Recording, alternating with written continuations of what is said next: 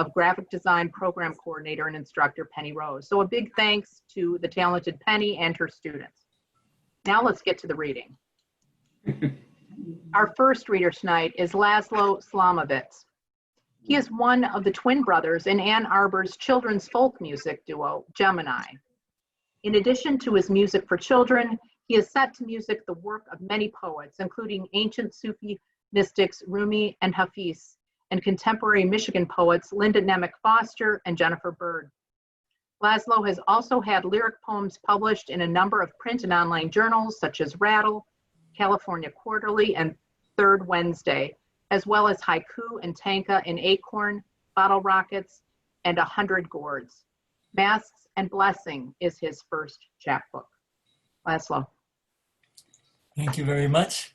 And that's the first thing I want to say, to thank all the people on the Kalamazoo Poetry, Friends of Poetry, for running this series and for choosing mine as to be one of them. I really appreciate it. I also wanted to let you know that the title was made Masks and Blessings well before the pandemic, and the mask does not refer to what we're wearing. It refers to the inner or more subtle masks that many of us wear much of the time to hide who we really are from others. And the blessings part of the title comes from when those masks drop, when something happens that either we drop the masks or someone sees through them, and that's always a blessing. So the first poem is one that I wrote at the bus stop in Ann Arbor, seeing such a dropping of a mask. It's called Strangers. A man is running hard to catch the bus that just left. It's picking up speed, but he pulls even and raps on its side, and a woman by the window yells to the driver, who stops and opens the accordion door. But the man does not get on. He points back to an old woman who has not run a step in a very long time, shuffling towards the bus. Nor does he leave until he's helped her up both steps, then walks back slowly, still breathing hard, towards us who are waiting for a different bus. What can a group of strangers like us do at a time like this? A time in its own tiny way, like when Bob Hayes roared by them all to bring the relay home, or when Billy Mills devoured the last 50 of the 10,000 meters, or when Joan Benoit came striding into the stadium alone, and all of us strangers stood up and cheered.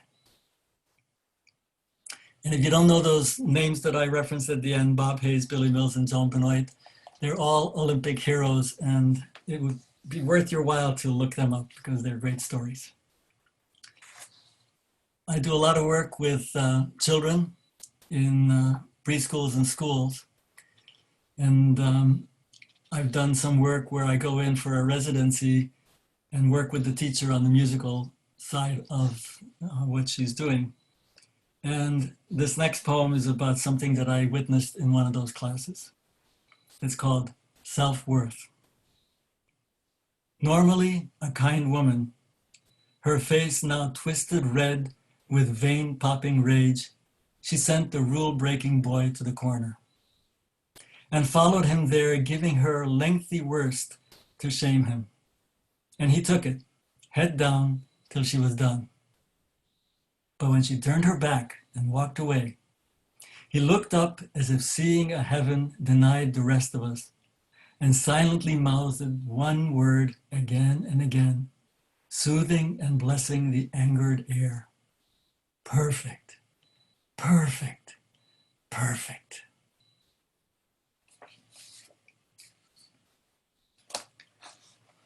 I also work as a musician in senior centers, nursing homes. And this is something that I witnessed while I was setting up for such a concert. Nursing home. Both of them in their 80s. She wheels her chair up next to his and chirps, "How are you?" He reaches down to touch his leg. "It hurts," he starts. She barks, "I didn't ask how your leg is. How are you?" He's still looking down. "Okay, I guess." She puts her right hand on top of his left and coos, "Does this help any?" He straightens a little, faces her for the first time. "Yes, a little," and turns his hand palm up to hold hers.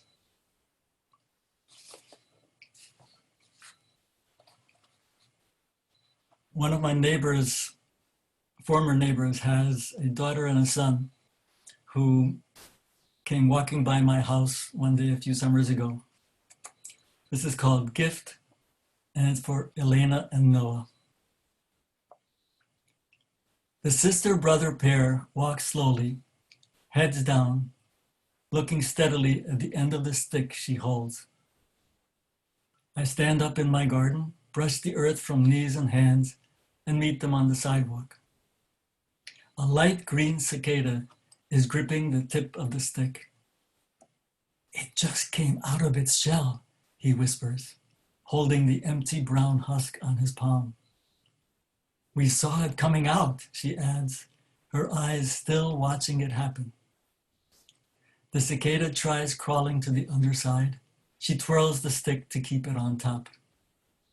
"We don't know if it's a boy or a girl," he says, "so for now we're calling it," they say it together, "Lime." She giggles. "If we find out it's a girl, we'll call her Limette." He tugs on her elbow. "We gotta go show it to Mom." They leave with their gift and leave me with mine.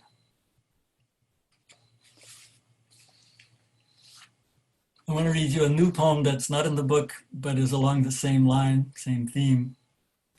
This one is called "What I Remember from Mr. Rogers' High School History Class." It was early in the year. We were still just getting to know each other. One day, he walked in a minute late. "Sorry, had to use the bathroom," and continued, "So today we will focus on," and I don't remember that day's topic because a girl in the second row giggled and whispered to the girl next to her. And within the seconds, the whole class was snickering. And Mr. Rogers stopped. What? And by now, a few of the boys were chortling, not even trying to cover their mouths. And some girls' faces were turning red, and others were looking anywhere but up front, until finally, April, in the front row, April, who was always cocksure in answering any question, even if she turned out to be dead wrong, looked Mr. Rogers full in the face and pointing said, "Your fly is down." And Mr. Rogers spun around to close himself up, and the boys were roaring, slapping their knees, and the girls were getting redder. And when Mr. Rogers turned back around, we had all become more human, had all somehow bonded. And I'd like to read you one more.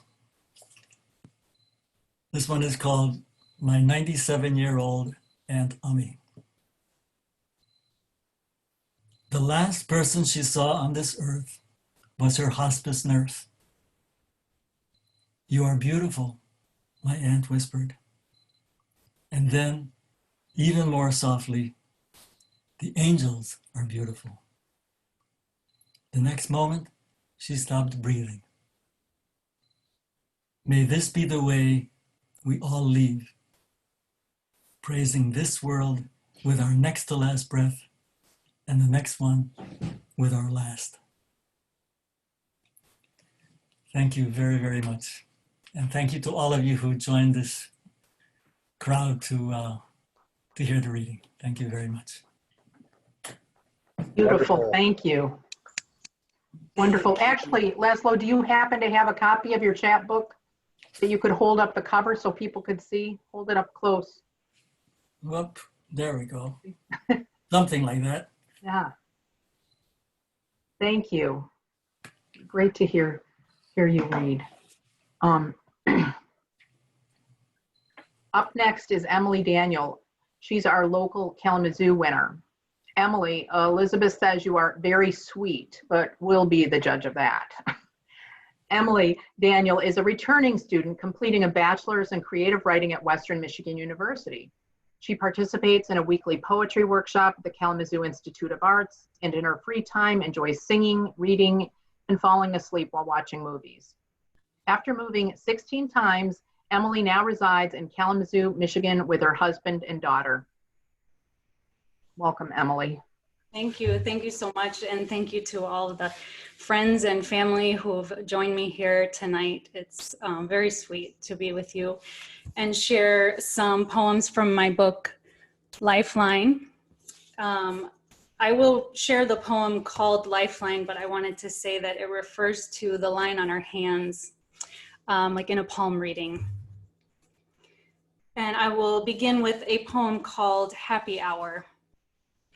I tried my best, but every time it lit a match in me, igniting the trail of kerosene. Those little bits of gold made their tiny cuts for the cinnamon schnapps to seep into the ready vessels where it is ember warm, a comfort. But so quickly I am no longer near the fire, I am in the fire and cannot tell if it is burning from the inside out or outside in, and what seems to be so fun for everyone else sets my stomach ablaze. And I will wrap both arms across my middle and tell myself I will never hurt you again. I tried to share in this social tradition something without gold shrapnel, perhaps, will go down easier. But each bottle carried its flames, and I found myself doubled over and humbled before this furious God. And I began to say, no, thank you. I will not come to sit at his feet today. I will watch from here as he sweeps them up and tosses them into the clouds, their arms lifted over their heads and their volume rising as they say, oh my God, I'm so drunk. And I can tell from the ground that it is the very happy announcement of one of their favorite feelings. Sort of related to the last poem, this next one is a prose piece that I wrote while receiving an infusion for Crohn's disease. And it is about my love-hate relationship with both the medicine and the healthcare system. It is called Infusion Every 8 Weeks Indefinitely. As she prepares my IV, my nurse tells me that she talks to her daughter who lives in China, and their call gets muted if they say the name Trump. I couldn't tell what feeling they attached to that name, but she said they started calling him T instead so that the Chinese government would allow her to continue speaking to her daughter. It really is a communist country, she says, as she finds a blue vein puffing out its chest and punctures it, loosing crimson black into a small vial. She tethers me to the swollen bladder bag of medicine and tells me this is a lifesaver. It works miracles for so many people. It dramatically increases your risk of cancer, but the possibility of some cancers is better than the certainty of another, she says. It can impair your kidney function and cause headaches and joint pain, unsightly rashes, and it will make it harder for your body to fight infection. Just call the doctor if there are any complications. We can give you something for those. It's much better to focus on staying alive in the short term, especially while your daughter is so young. She offers me Coke and cheese nips, and I decline as the clear liquid drips deliberately and travels into my open vein. I count 10 drops for every full breath I take. My background headache marches to the foreground as I wrap my feet in the blanket the nurse gave me. She told me it's mine to keep, and I can carry it in the canvas bag they gave me bearing the infusion center logo. Every now and then, the IV machine lets out a low, moaning beep. It sounds like my daughter calling for me, and I am not there to hear it.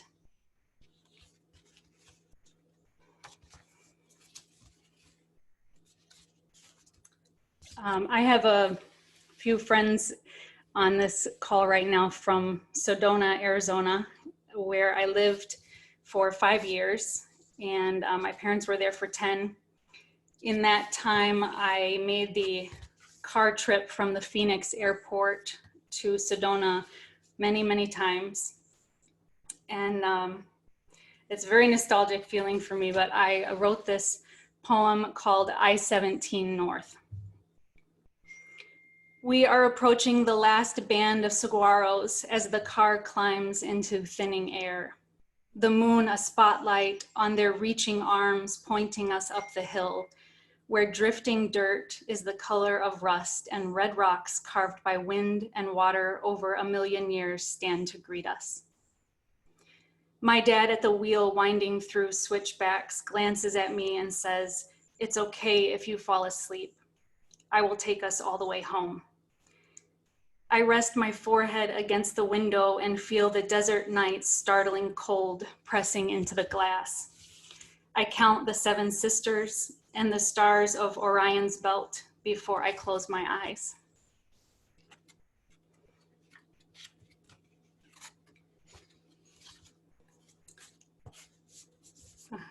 The next poem I want to share is about my daughter, Layla, who is watching in the basement.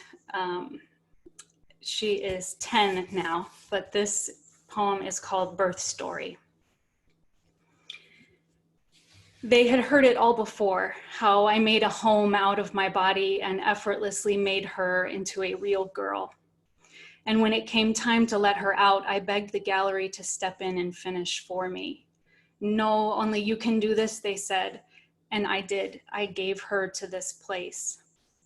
And I carried her, though my back asked me to lay her down. Away from me, she cried like a child locked out of her home, standing on the back porch, forehead pressed to the window, nowhere else to go. So my spine curled closer to the earth and I held her. "Please don't cry. I will sew you to my chest and you will always be home." When I told the part about how her hands barely reached around my fingers, they skipped ahead, knowing that her fingers would lengthen to meet mine.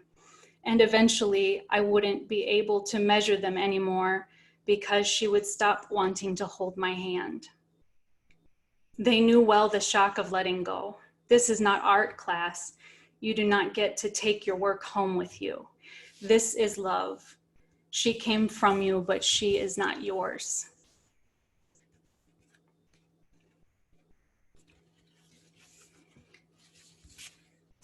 This next poem is about my father, who passed away 3 years ago at age 70 from brain cancer. And it's about what we experienced as a family and how the tumors in his brain impacted the last months of his life. This is called aphasia.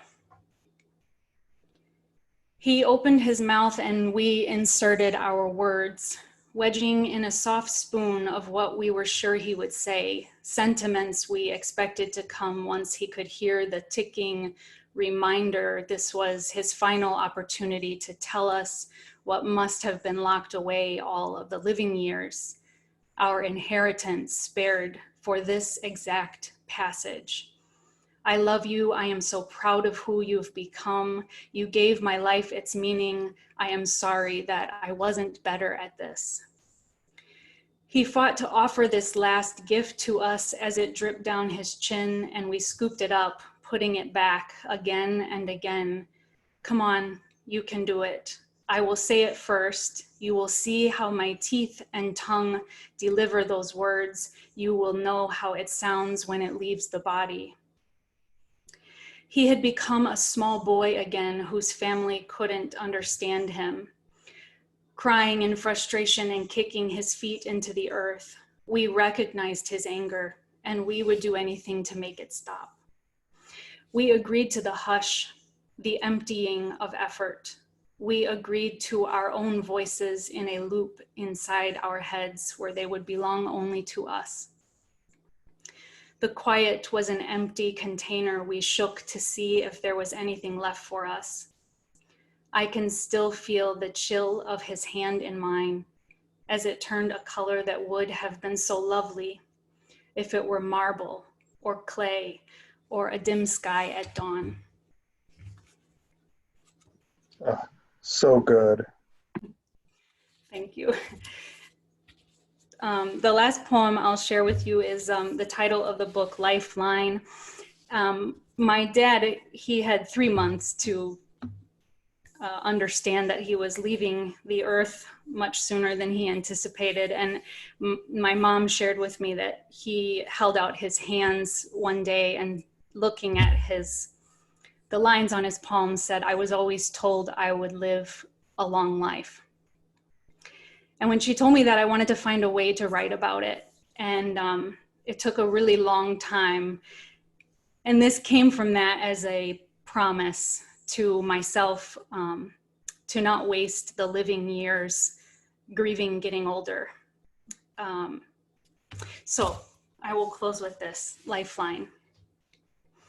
With every silver strand, the shadow I move in grows. Marks where the sun stayed too long have changed the landscape of my skin, and I appear now to be the mother of my younger self, though there is always someone older nearby to tell me I have no idea, just wait. And I covet what they hold in their years as my body dawdles toward dust, not from a tragic fire starting in the careless casting away of a single ember, but from wind and warmth that blows across my face until it wilts, bones made crisp from carrying the weight of my body up the creaking stairs to my bedroom, where I can hear the birds making nests in the attic. Let the decades take what I carry now, these hand-me-downs for the living, as my smile carves crevices into my face and I trace the line across my palm, whispering, long life. Thank you so much. Emily, as Danielle put in the chat box, so beautiful. So thank you. Thank you. Oh, touching. Thank you. Just a reminder, as we're going through it, you can make comments, or if you have questions that come to mind, go ahead and put them in the chat box. If we have time at the end, we can get to some questions. We're going to go on now to our next reader. I had the pleasure of hearing our next poet, Marc Sheehan, read at the Bookman in Grand Haven, where he lives with his wife, the writer Sue Williams Silverman. A poet fiction writer and editor, Marc Sheehan is a lifelong Michigan resident. He has earned degrees from Western Michigan University, Central Michigan University, and the University of Michigan, where he received a major Hopwood Award in poetry. His honors also include grants from the Michigan Council for the Award for the Arts and Humanities, and National Endowment for the Arts. He has served as a writer, center coordinator at the Urban Institute for Contemporary Art in Grand Rapids, and has reviewed books for both the Lansing Capital Times and On the Town. In addition to being a writer, he has been a communications, public relations professional, bookseller, machinist, apartment painter, and a certified HIV counselor. Marc. You can unmute yourself. What you do is you go to the upper right corner of your box, and it should say, if you hover your thing, it says mute or unmute, or, oh, there, I think you're unmuted. Am I unmuted? Yes. Oh, good. Okay. Okay, great.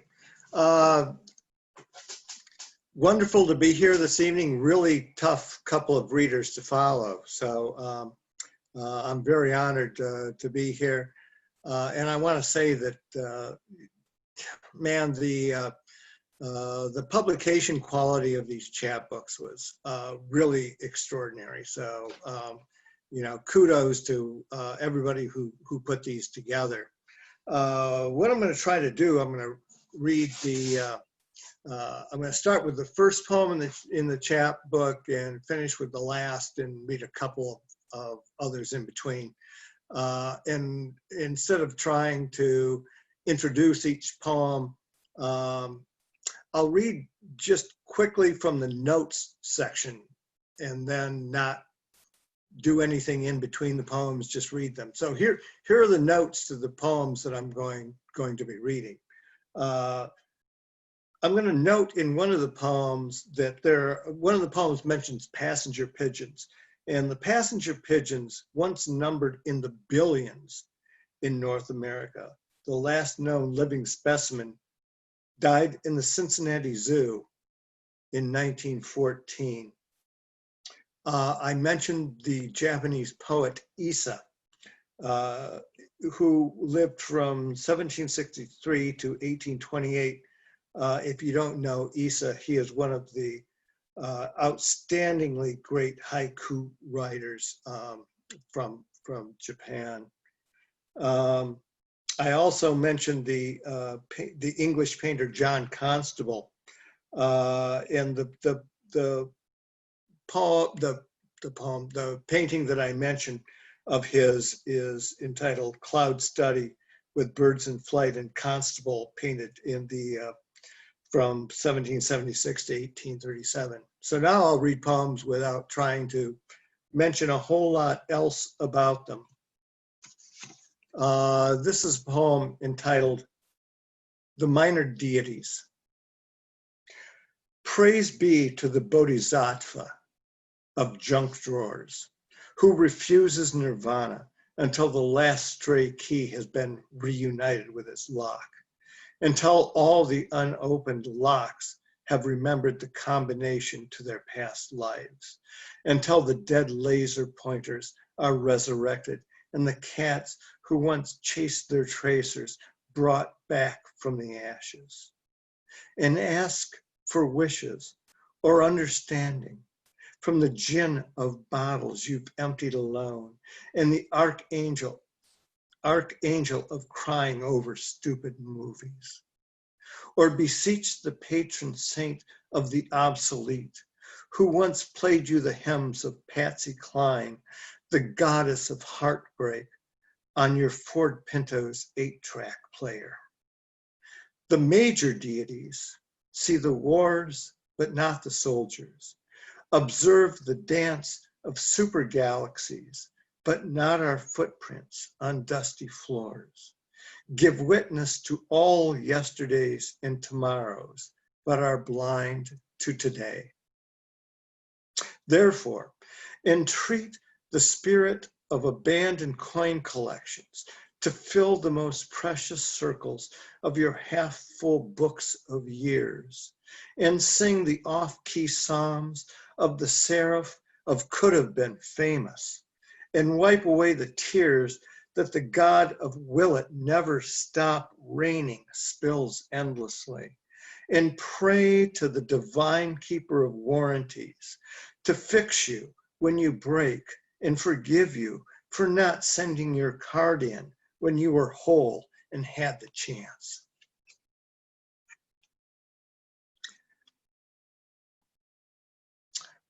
The Discreet Charm of Lansing, Michigan, #2. There was a #1. Here's a detail from a diorama built out of nothing but memory. Fluff tumbling from a mattress stuffed with passenger pigeon feathers and displayed behind glass. I remember it being a wedding mattress, because back then I was recently divorced and wanting to preserve something of the life I'd planned on living instead of living the life I had. A flock of Boy Scouts trooped through the museum. There were merit badges at stake, perhaps in the creation of echoes, or maybe in the parliamentary procedure of extinction, or maybe how to name the elements on the periodic table of regret. I earned that badge. And another for knowing the geologic ages and epochs of regret, the species, genus, and family of regret, the phylum and kingdom and domain of regret, the mechanization and assembly line production of regret, which was the only production that required extra shifts back then and never laid anyone off.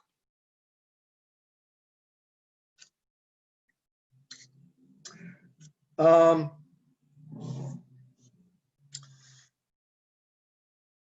will only say I wasn't going to say anything on the introduction of the poems, but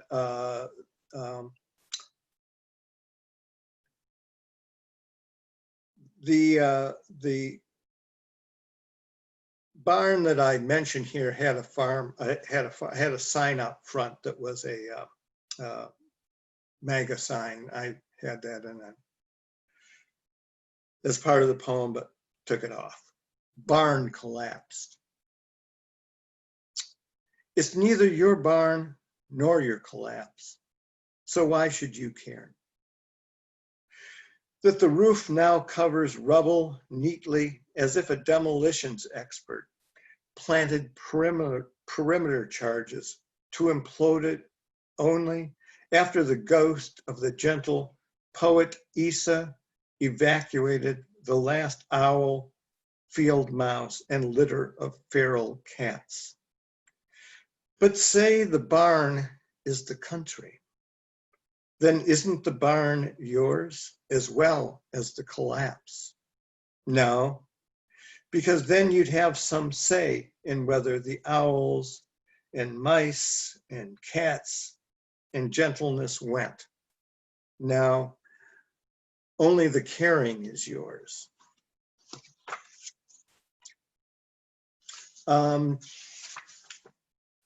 Two more quick poems. This one is a prose poem. Actually, this is the last one I'll read. Before pictures. You always forget to take them, even with a camera right there on your iPhone. Soon, you'll no longer remember what you looked like before the tattoos, or into what disrepair your house had fallen, or what grandeur there is in a field without a strip mall squatting on it. All that beforeness becomes part of the past, invisible, as the horde of dark matter holding the universe together. But now, everything is better. Hipster arms, a house that's up to code, stores where you buy things you desire despite your disdain for them. It is a world of perfect after photos, in which not only are the repairs and improvements completed, but the imperfections and blemishes have been erased entirely, as if they had never existed. So go ahead, remember the past fondly, just as Adam in his old age remembered only the sun-ripened fullness of Eve and the apple, inured to the mealy sourness of knowledge. Thank you. Thank you so much for that beautiful reading, Mark. Can you hold up your chapbook so we can see it? And again, terrific work on everyone who put the book together. It's a beautiful object. Thank you. Thank you. Well, our last reader is Todd Mercer. Todd, if you wouldn't mind, if you happen to have a website, we've been putting readers' websites or ways to get a hold of them if they want to purchase the book from you directly, or if you want to have something like that, either you can let us know when you speak or put it in the chat box, and also hold up your book for us at some point. I'm going to tell you a little bit about Todd. Todd Mercer is a fiction writer and poet based in Grand Rapids with one foot in the Traverse City area. He was an editor at Forward Magazine, senior editor of Dunes Review, and co-founded the Writers Squared series with his wife, the performance poet Michaeline Kelly, at the Great Lakes Commonwealth of Letters. Todd has been nominated for Pushcart prizes in both fiction and poetry and Best of the Net. All right, Todd. Thank you very much. I having a hard time going after these three readers, but we'll see what we can do. Certainly appreciate everyone at Friends of Poetry and their efforts and the art on these books, as everyone's saying, look at this, incredible. This is called Ingenue. And I just can't even believe it was designed by students. Just love the way it all came together there. Thank you. I usually write fairly narrative poems, and they have a lot of story in them with beginning, middle, and end. These ingenue poems are a chance to write a little more lyrically and to just sort of explore by theme to try to understand a phenomenon more than follow something in a straight line story, although there are story episodes in here that would clearly one come after a certain other one. Dividing subjects of life, as William Blake did, into the bifurcation of songs of innocence and songs of experience. Usually I've written about experience, but I wanted to know more about the innocent side, and that's mostly what this has to do with. People make a lot of mistakes and they get kicked by life. Most people become bitter or difficult to deal with or combative eventually. It seems like if enough terrible things happen to them. So the few people that do so well as to stay upbeat and continue to be kind and reasonably gentle with others and so on, no matter what happens, and positive, how do they do that? Where does that difference come from? So that's what I'm interested in. I just wanted to speak to that for a moment at first, but I'm not going to talk much in between these poems. Water Baby. Ingenue wasn't born conventionally, says her story. She stepped out of the surf onto terra firma, never losing the feeling of the tides. She arrived originally naive, ready to be amazed, ready. A clearer breath of air, a fresh face, a vector for active curiosity among jaded idealists of late stage, whatever society is these days. It seems she hatched from breakers fully formed. She made methods of remaining forever open to simple beauty where she sees it, to meaty irony. Ingenue, through all her years, somehow stays new, whirls giddy when waves lap her ankles, not that you or I could see those waves.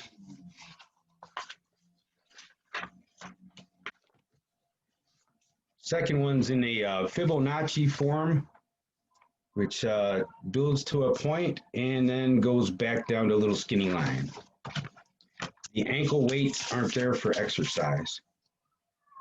Light is the step, just touches the sidewalk beneath her.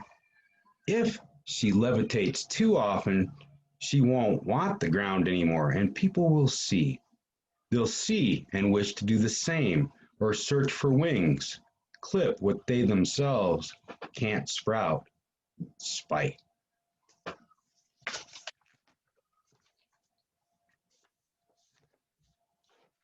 Ingenue coming and going. Ingenue, the grand master of sudden pop-up appearances and also disappearances. She's bound to slip out the back, Jack. She may skydive, disembark from a commuter train. She may already be where everyone's going by the time they're there, holding the door open for them. Her friends wonder if she's bilocational, if she could be two places simultaneously. It's not supported by science, but we're still discovering what is possible and how everything functions. Ingenue, the omnipresent embodiment of spring, the bloom, the opening, the plant's lead, whose search for sun bursts it from the soil. She's always strengthening her energy, and that's contagious. If she tires from activity, no one sees that. She's out, she's home, presumably sleeping the few hours when she isn't seen all over this big city. She just showed up here. She's off for elsewhere momentarily, without any parting word, a sunlight distributor.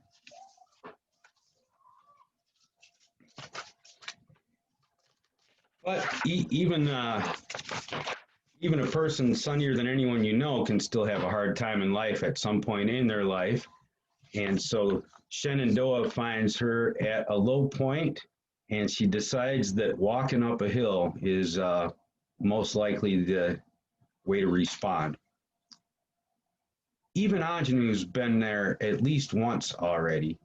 heartbreak. In response, she walked however long. First, the length of Shenandoah, ridgeline spines that led to other trails of thought.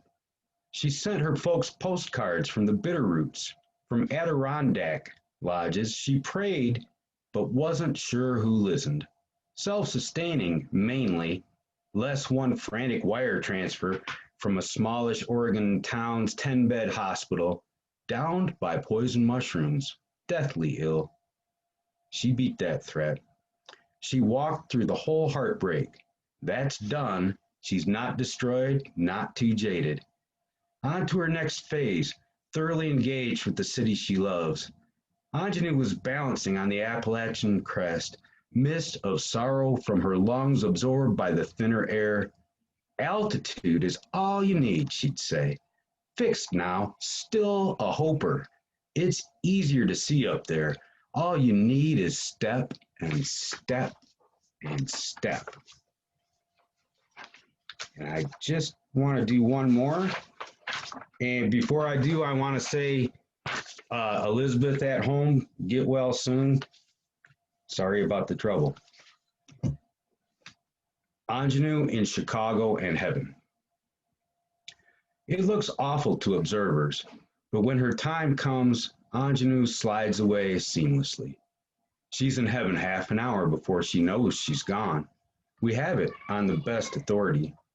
The truck driver who hit her where Chicago Avenue and Michigan intersect didn't expect to change the future when he woke up that morning.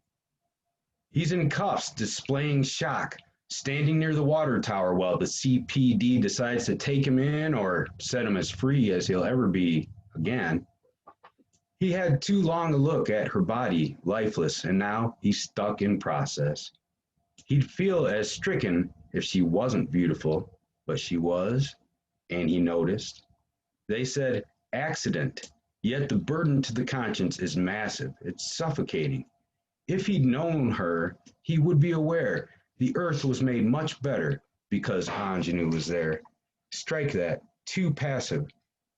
The world hummed and spun and sang because Anjanu loved it, because it was hers to glide on, to hover an inch or so above.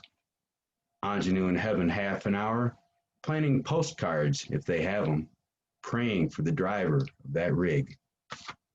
Thank you very much. Thank you, Todd. That was great. I really appreciate the opportunity, everyone, and it's good to have this community here where we can listen to each other. Thank you.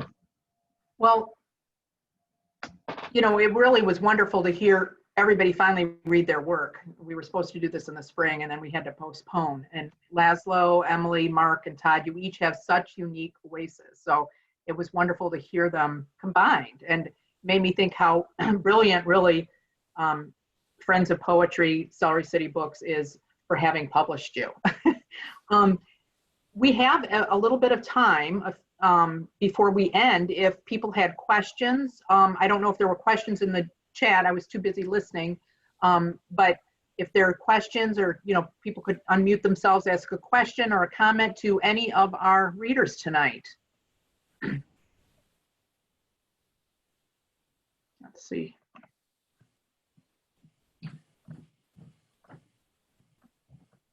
Anybody want to say anything? Yeah, hi, this is Steve Romanelli. Listen, all of you did a wonderful, absolutely great job at doing this. And I'll just say thank you for giving me the opportunity to hear such diverse styles and Who's in it? approaches.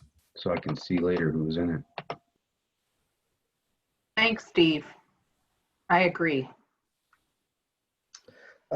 Also, I knew thank you Joe from- was going to say something. well, I can't help it. Thank you from the Friends of Poetry to all of you for showing up for this reading on Zoom. Also, what a fabulously large audience for, frankly, an important reading for us, for our community, for the community of writers and poets in this area. Thank you. And of course, thank you, poets. But it is wonderful and important to have a good audience. And it's really heartening. Thanks. Well said, I want to Joe. say, oh, go ahead, Robin. That was it. Robin, I didn't catch what you said. Oh, I just said, well said, Joe. That's it. That's all I wanted to say. Deborah? I would like to say that Zoom makes me very sad, but I really like this reading in spite of the fact that Zoom makes me sad. And it was really well done. So thank you. On behalf of Friends of Poetry, thank you, writers. Agreed. I'd love Last- to see the books again if people could show them. And just a reminder, if you're interested in purchasing one of these beautiful books, or all of them, you can go to our website, Friends of Poetry. I think we had that put on the chat, and you can also get that information from the readers themselves.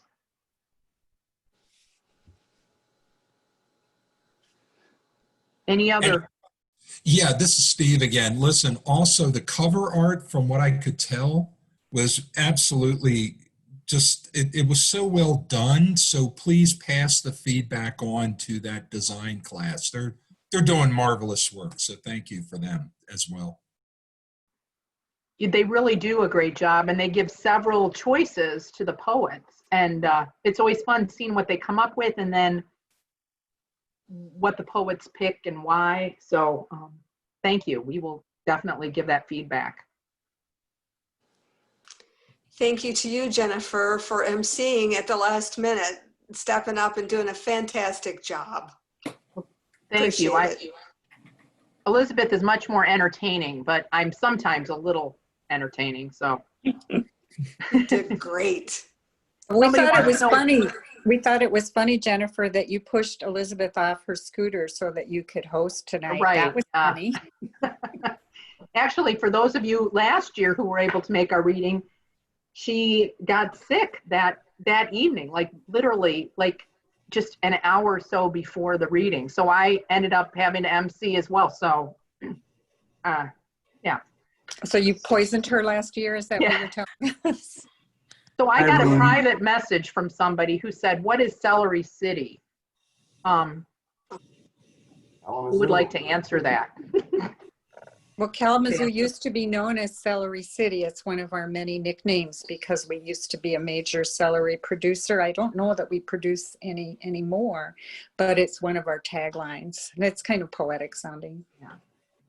We like, you can crunch on the words. Hi, I'm Hi, Dave, this is- everyone. I'm in Scott's class. I think I'm speaking on behalf of almost everyone here tonight, if we can take that liberty. I think we need poetry more now than we have ever.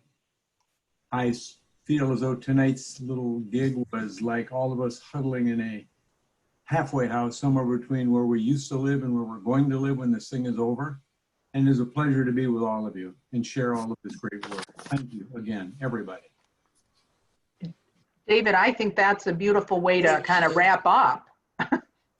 I do agree we need poetry more than ever. Oh, this is Steve again. I'm sorry to interrupt. I noticed you're recording this. How will I be able to access the recording if I choose to? Kelly or Tony, can you answer that question?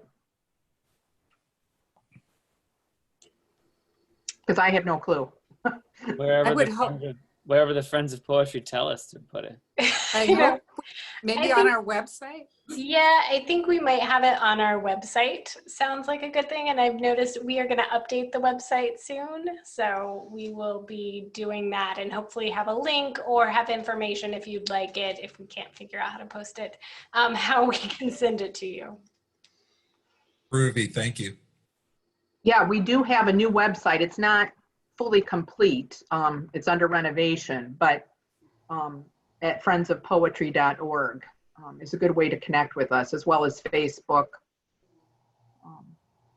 So, all right. Well, I think that about does it. You guys, we stayed on time. This was wonderful. Ending a few minutes early. This was really a wonderful event. thank you again, readers. Thank you, all those who joined. Yes, raise a glass.